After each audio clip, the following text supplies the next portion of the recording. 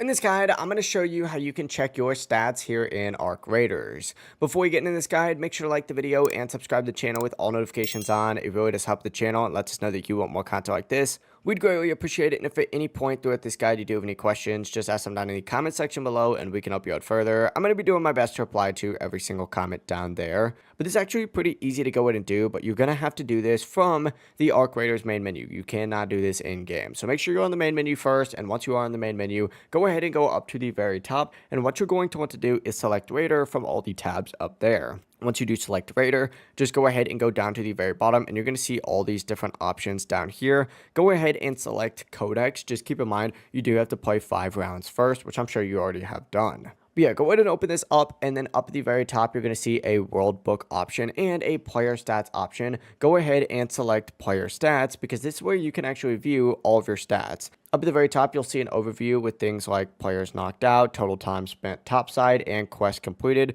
But if you scroll down, you'll see even more detailed stats like damage dealt to arcs, damage dealt to bastions, and a bunch of other breakdowns. And you can also filter your stats using the options on the side. For example, you could switch between all stats, combat, exploration, or quest to see exactly it is that you want.